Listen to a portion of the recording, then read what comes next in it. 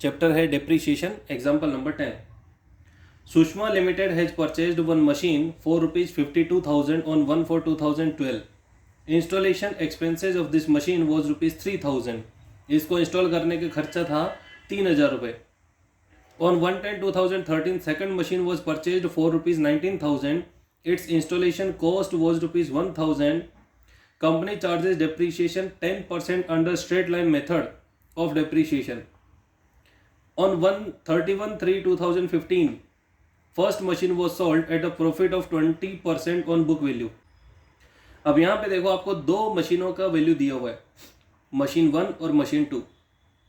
Machine 1 के बारे में उन्होंने बताया है 52,000 का हमारे पास में हमने मशीन परचेज किया 1/4/2012 को। तो चलिए इसकी कैलकुलेशन कैसे करेंगे, देखो ध्यान से।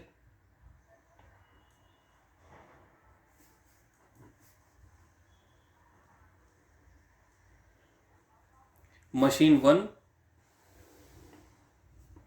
मशीन 2। हमने फर्स्ट मशीन कब परचेज की? 1/4/2012 को, 1/4/12 इस दिन हमने मशीन परचेज की और मशीन की परचेज वैल्यू थी 52,000 रुपीज, प्लस एक्सपेंसेज हुए हमारे 3,000 रुपीज, टोटल वैल्यू आई 55,000 रुपीज। यस। जो सेकंड मशीन है वो हमने अभी नहीं खरीदी, हमने कब खरीदी? 1/10/2013 को। चलिए 1/4/2012 का जो ईयर एंड होगा सबसे पहला, वो कब होगा? 31/3/2013 को इसका सबसे पहला ईयर एंड होगा। अब आपको यहाँ पे 10% डेप्रीशिएशन चार्ज करना है। कितना? 10%।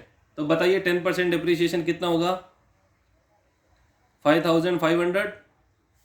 हमने फर्स्ट सेकंड मशीन यहाँ तक नहीं खरीदी है, सेकंड मशीन हमने अभी तक परचेज नहीं की, ये सिर्फ फर्स्ट मशीन के बारे में चल रहा है। तो चलिए फर्स्ट मशीन 55,000 की थी, उसमें से 5,500 हमने माइनस किया, कितना बचेगा? 49,500। ओके। अब जो इसका नेक्स्ट जो ईयर एंड होगा वो कब होगा? 31/3/2014 को। यस। लेकिन उससे पहले एक चीज पे ध्यान दो, 31/3/2014 से पहले 1/10/2013 आता है, यानी 31/3/13 से 31/3/14 के बीच में एक डेट आती है जिसे हम 1/10/2013 जो यहाँ पे दिया सेकंड मशीन हमने परचेज की। तो चलिए 1/10/2013 को हमने सेकंड मशीन परचेज की, कितने रुपए में? 19,000 रुपीज में परचेज की, प्लस 1,000 रुपये उसके ऊपर हमने इंस्टॉलेशन का खर्चा भी किया। तो कितने हुए टोटल? 20,000 रुपये हो गए। आपने भले किसी भी तारीख को मशीन खरीदी हो, किसी भी तारीख को आपने कोई भी प्रॉपर्टी की हो, नियम के मुताबिक आपको हमेशा 31 मार्च 31 मार्च को अपने बुक्स ऑफ अकाउंट्स को क्लोज करना कंपलसरी है। अब हमने 1 अक्टूबर को ये मशीन खरीदी, तो यहाँ से लेके 31 मार्च तक देखो कितने दिन होते हैं? अक्टूबर, नवंबर, दिसंबर, जनवरी, फरवरी, मार्च, सिर्फ 6 महीने। तो यहाँ पे हम पूरी साल का नहीं, 6 महीने का ही डेप्रीशिएशन चार्ज करेंगे। तो यहाँ पे आप लिखिए 31/3/2014 डेप्रीशिएशन हम चार्ज करेंगे 6 महीने का। गिनती करो कितना आएगा? 20,000 का 10% डेप्रीशिएशन फॉर 6 मंथ्स, 1,000 आएगा। कैसे आया? देखो 20,000 इंटू 10/100 इंटू 6 महीने का चाहिए तो 6/12। इस तरीके से हम 6 महीने का इसका इंटरेस्ट निकालेंगे, 1,000 रुपये आएगा। यहाँ जो फर्स्ट मशीन है वो तो हमने पूरी साल यूज़ की है, तो पूरी साल का इसके ऊपर लगेगा डेप्रीशिएशन 5,500। चलो तो 49,500 में से 5,500 माइनस करके बताओ बैलेंस कितना? 44,000। और 20 - 1 ये बचेगा 19,000। कंप्लीट। बोले यहां तक कोई डाउट किसी को? No sir. अब देखिए अगला डिप्रिशिएशन कब लगेगा? 31/3/15 को, अगेन 5,500, और इसके ऊपर भी डिप्रिशिएशन लगेगा 31/3/15 को। कितना रुपए डिप्रिशिएशन लगेगा सेकंड मशीन पे? 2000. 2000. अब हम पूरे साल का डिप्रिसिएशन लगा रहे हैं तो पूरी साल का लगेगा 2000. 19 माइनस 2 ये बचेगा 17,000 और 44,000 माइनस 5,500 कितना बचेगा? 38,500. 38,500. क्लियर? तो यहाँ तक हम फाइनली पहुँचे. अब यहाँ पे देखो इन्होंने एक आपको इन्फॉर्मेशन दी है कि 31/3/15 को, इस तारीख को 31/3/15 को आपने फर्स्ट वाली मशीन को सेल कर दिया. ये रही हमारी फर्स्ट मशीन, इसको हमने सेल कर दिया. और कैसे सेल किया? प्रॉफिट पे सेल किया है. प्रॉफिट पे हमने इस मशीन को सेल किया. तो चलो अब हम इसकी कैलकुलेशन करते हैं.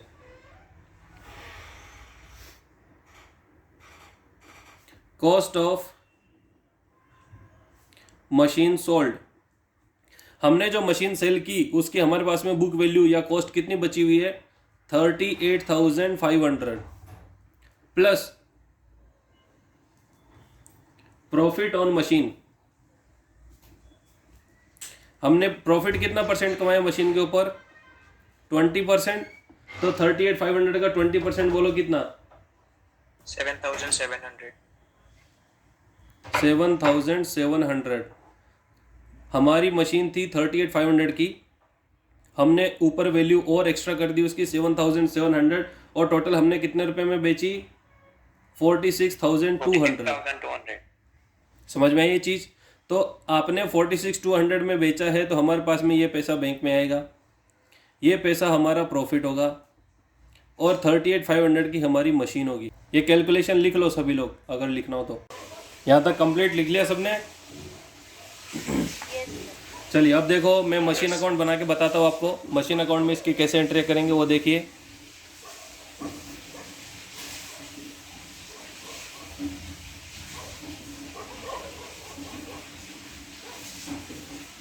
लेजर ऑफ श्री कौन है? सुषमा लिमिटेड.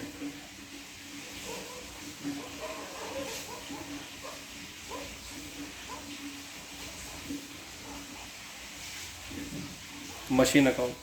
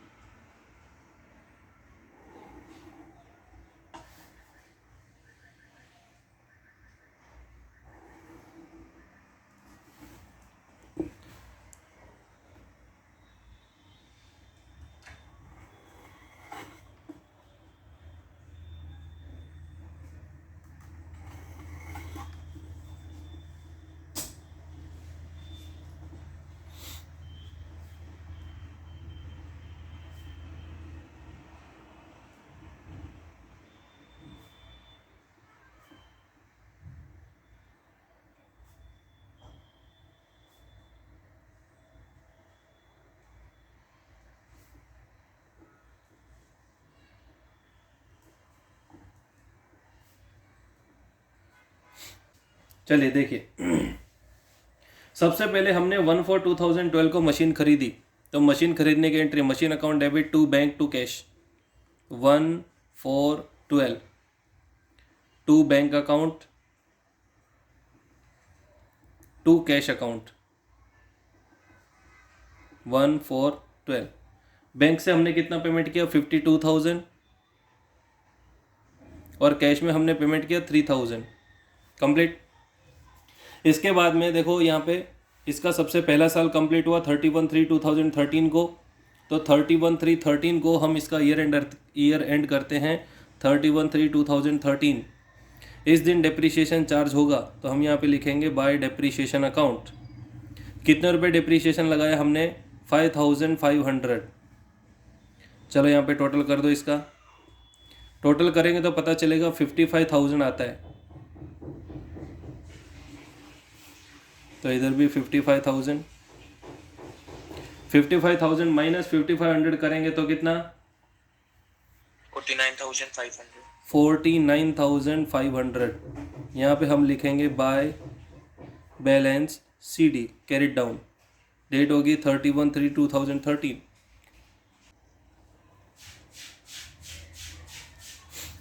अब यही बैलेंस हम अगले साल की पहली डेट को नीचे लाएंगे.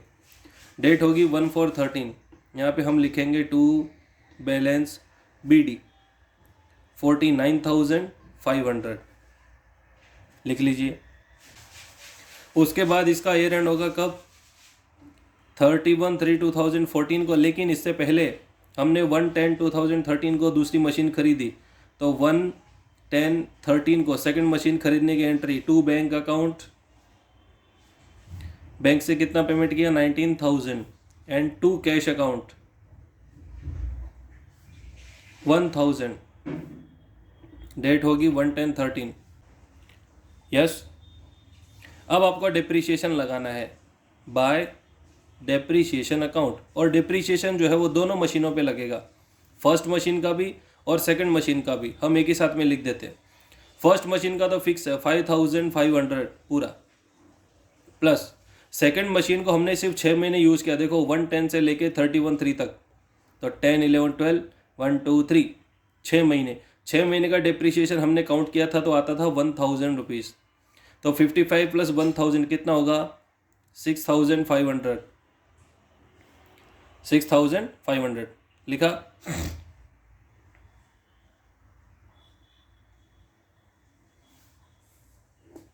अभी आपको टोटल बैलेंस करना है यहाँ पे 49,500 प्लस 19,000 प्लस 1,000.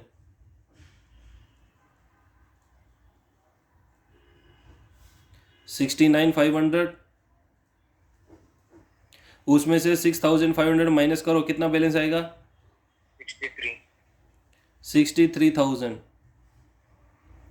डेट आएगी 31/3/2014 और यहाँ पे हम लिखेंगे बाय बैलेंस CD. लेकिन ये जो 63,000 है ये दोनों मशीनों का मिला के टोटल बैलेंस बचा हुआ है. इसमें फर्स्ट मशीन भी और सेकंड मशीन भी है. हम अपनी सुविधा के लिए एक काम करते हैं, दोनों मशीनों का अलग अलग बैलेंस निकाल के लिख ही लेते हैं यहाँ पे. देखो फर्स्ट मशीन जो है इस साल के पहली तारीख को 1/4/13 को हमारे पास में 49,500 की थी, जिसमें से हमने 5,500 डिप्रिसिएशन चार्ज किया. 49,500 और 5,500 का डिप्रिसिएशन चार्ज किया तो कितना बैलेंस बचेगा? 44,000. प्लस सेकंड मशीन टोटल 20,000 की थी, उसमें से 1,000 रुपये डिप्रिसिएशन, तो कितना बैलेंस बचा? 19,000. अब इन दोनों को प्लस करके देखो 63,000 आता होगा. अभी अगला एक और काम करना है. ये जो मशीन का बैलेंस है इसको हम आगे लाएंगे. डेट होगी 1/4/14. यहाँ पे हम लिखेंगे टू बैलेंस BD 63,000. दोनों मशीनों का अलग अलग बैलेंस लिख लेता हूँ मैं. फर्स्ट मशीन का 44,000 था और 19,000 सेकंड मशीन का बैलेंस था. ठीक है, बैलेंस लिख दिया. अब क्या करना है? अब आगे फिर से डिप्रिसिएशन लगेगा. कौन सी डेट आएगी? 31/3/15. यहाँ पे हम लिखेंगे bye depreciation account.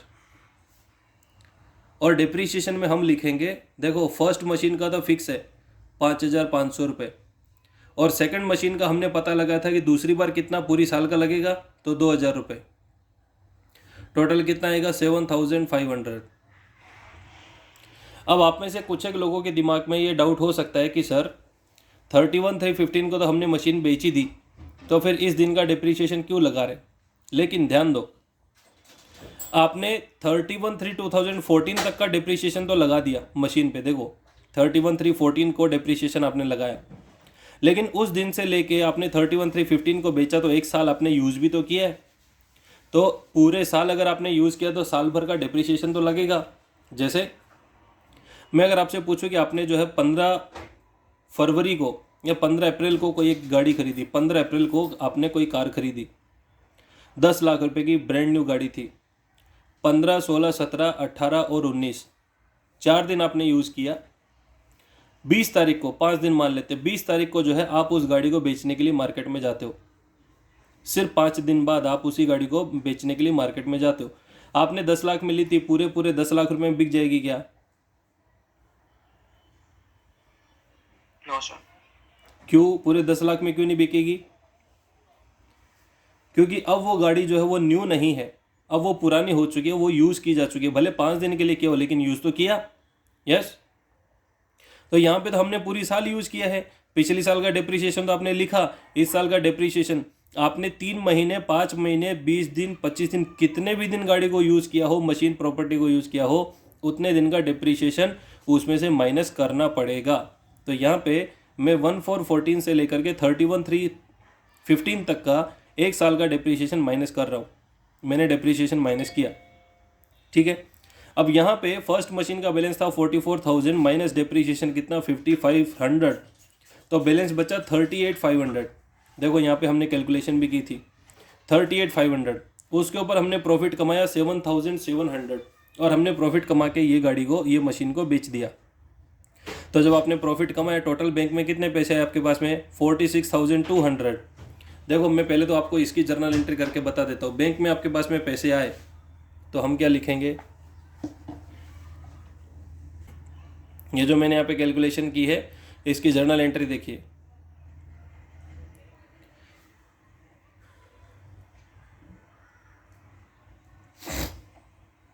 Bank account debit 46200,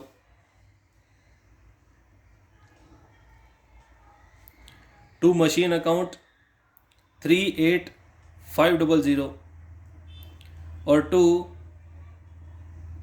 profit on sale of machine account 7700। ये इसकी एंट्री होगी। Yes, yes. बस तो अब इसी चीज़ को आपको आगे लेके जाना है। अब देखो हमारे पास में बैंक में पैसे आएंगे तो हम यहाँ पे क्या लिखेंगे? By bank, by bank account. Bank में कितने हैं? 46,200 पूरे के पूरे। डेट आएगी 31/3/15। अब 46,200 आपको मिले लेकिन उसमें से आपका प्रॉफिट कितना? 7700, 7,700। तो यहाँ पे हम लिखेंगे to profit and loss account. Date आएगी 31/3/15। आपको जो एक्स्ट्रा प्रॉफिट हुआ वो प्रॉफिट साइड में हम लिखेंगे। क्लियर? बस अब जो है आपको यहाँ से करना है टोटल 63,000 प्लस 7,700 कितना होगा? 70,700। 70,700। इनमें से ये सब माइनस करके बताओ बैलेंस कितना? 17,000। 17,000। यहाँ पे हम लिखेंगे बाय बैलेंस CD 31/3/15।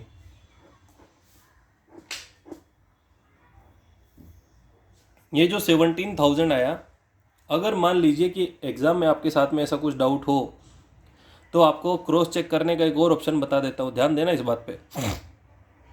हमें पता है कि हमारे पास में 2 मशीन थी और एक मशीन जो है फर्स्ट वाली मशीन हमने पूरी की पूरी बेच दी, पूरी की पूरी मशीन बेच दी, भले प्रॉफिट पे लॉस पे कैसे भी, लेकिन बेच दी। तो अब फर्स्ट मशीन का तो कुछ भी बैलेंस हमारे पास में नहीं होगा। यस, जब हमारे पास में फर्स्ट मशीन का बैलेंस नहीं है तो सिर्फ सेकंड मशीन का बैलेंस होगा। और सेकंड मशीन का बैलेंस देखो, इधर पे ओपनिंग कितना था? 19,000 और उसमें से डिप्रिसिएशन कितना? 2,000। तो 19 माइनस 2 17,000, ये बैलेंस आ गया। समझ में आया? Yes sir. बस इसी तरीके से आपको कंप्लीट करना है। लिख लो ये